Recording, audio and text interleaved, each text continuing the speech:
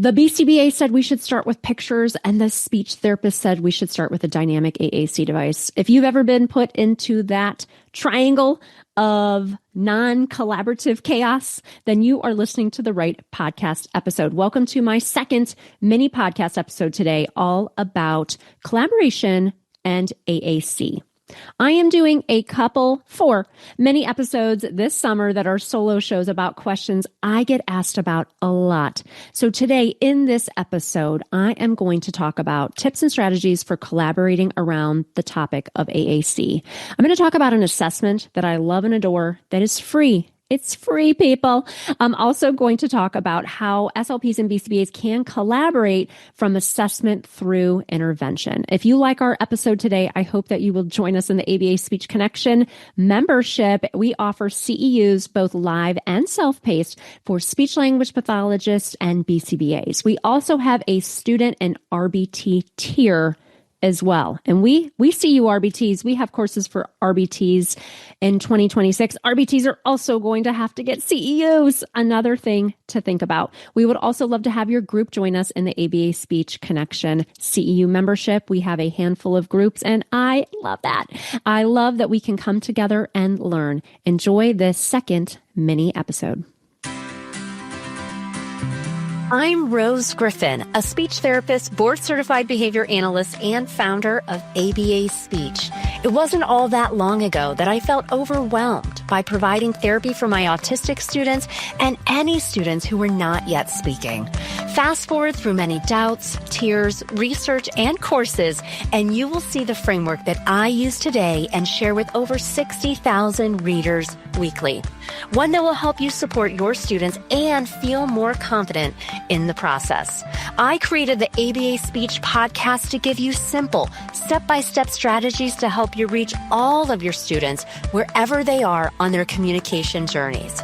If you're a speech therapist, BCBA, RBT student, or parent who's looking to help all students develop a way to communicate with the world, you are in the right place, friend. Let's get started. The BCBA said that we should start with PECS, and the speech therapist said that we should start with a dynamic AAC device. Have you heard this? Has this? And I'm the parent, and I'm in between. We never want to put parents in this situation. Today, on my second installment of our mini podcast episodes this summer season, I'm going to be talking about collaborating around the area of AAC. In one of my courses, Intro to AAC, that we offer in the ABA Speech Connection for speech therapists and BCBAs, we talk all about not putting a parent in a situation where they're in the middle. We really need to make sure that we have a collaborative loop. Now, I know there's a lot of barriers to that. I talk to people inside the ABA Speech Connection, and they say, this kid started ABA when they were very young, and the clinic just set them up with a device. And it actually is working for the student, and this is great. I talk to other people that say, you know what, they got set up with the device, and then they didn't get speech therapy till they were 4 because there was a waiting list, and we don't know if this is the best form of communication.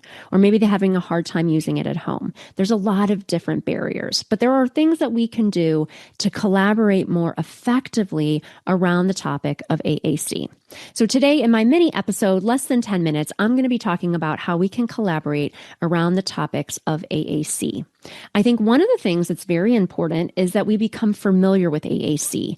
I know that I was not familiar with AAC, and I remember when I first started in a program, every single student used a certain software of AAC, and I had never seen it before. And to say that I was overwhelmed would be putting it lightly. I had no idea what I was doing. Until one day, about a month into this position, I went into one of the devices and I just took time to methodically go through and touch all the icons and see what was inside the device. Because back then, I think I had to use the actual student's device. Like I couldn't get that person's vocabulary on a main iPad. I'm really dating myself here. But I was scared and I didn't know how to find things in the device. And if you can't find things in the device, you're not going to be able to model and things like that for your students. So I think the one thing that's so important when we're collaborating around the topic of AAC is that if there is a BCBA on the case, and if there is a speech language pathologist on the case, is that we try to make sure that we know that we're all on the team together, and that the device does not belong to the BCBA, the device does not belong to the speech therapist, the device belongs to the student. And I think when we really remember that this device belongs to the student, that it makes things easier to collaborate. One really amazing AAC assessment tool that I like to talk about because it's easy and it's free, I said free, is the ALP, ALP. If you Google ALP, AAC assessment, you can get access to this assessment. It gives us a good idea of getting started with the assessment process. And how can, let's say that there's a speech language pathologist and they're kind of taking the charge on the AAC assessment. What could a BCBA do to help out and be collaborative during that assessment? They could take data. Let's say you're using the ALP, or let's say that your clinic has some type of more robust way that they are figuring out feature matching and what is going to be the best device for a student. You want to make sure that the speech language pathologist is taking data during a trial, the parent is understanding that they need to give some data and informed decisions about the device, obviously the student, and telling what do they like, what app is best for them. And the BCBA can also, and RBT can collect data during that time. That's a time that we can be collaborative for the AAC assessment process. We do talk about this more intensely in the ABA Speech Connection, our CEU membership. We have a course all about AAC assessment from Barb Weber, who is duly certified and just a wealth of information in this area. But if you want to get started now, if you're like, hey, Rose, like, I live in a rural area, just like an email I got today, and we have an ABA clinic, but there is a 3-month wait list for speech therapy, which is a reality that's really hard and devastating. This might be something that gives you that information as far as like, let's get started, let's try some things, because we want to make sure that all learners have a way to communicate with the world. So from that collaboration standpoint, we want to make sure that we don't put the parent in the middle. If we can't agree on what the form of communication is going to be, maybe we're going to trial a couple things. Maybe we're going to do sign language. Maybe we're going to try pictures. Maybe we're going to try AAC. And we know that we're going to be taking data across environments to help make an informed decision for this student's communication mode. That is such important information for us to have. So how can we collaborate about that? I think making sure that we know that we exist on the team, working on the AAC assessment process together. So if you don't have a robust way to do an AAC assessment, starting with the ALP, ALP, and I will link that in the show notes, is a really, really nice way to get started. I also talk about this information in some of our AAC courses about intro to AAC, just what is AAC. I think getting started and not feeling overwhelmed is important. AAC assessment. We talk about AAC funding is another big one. And we have courses all in the ABA Speech Connection, which I will link up here individually as well. I think if we have this idea around AAC that we're going to discuss the intervention together, that's important. The other strategy that I highly recommend, and it may not be for everybody, is that only one person programs the device. I just think when we have too many cooks in the kitchen, we get into arguments. Like, why did they put this on the homepage? That's dumb. Or you have to do 5 clicks to get to something very simplistic. Now, we know as the BCBA or the SLP or the parent, we have a vision for why we program something a certain way.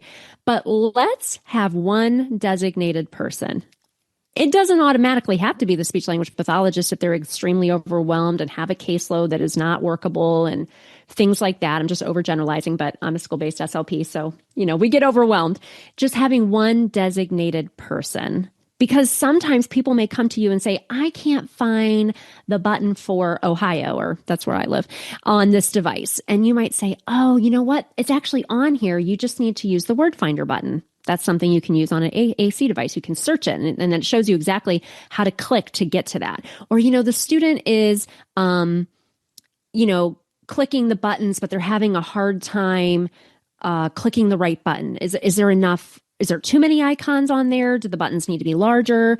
These all really should be team-based decisions. So I think having open communication, which we're going to start doing some more courses at ABA Speech about how to communicate effectively. That's one of the resources I'm going to share in my last mini episode are functional communication phrases for speech therapists and BCBAs around the idea of collaborating together, because we don't get any training on how to collaborate unless you're in the connection or you've taken some of my courses. And so I think these phrases will be helpful. Today, I wanted to come in for this mini episode all about collaboration in AAC to say, let's please don't put the parent in the middle. Let's work on the assessment process together. I will put information about the ALP below.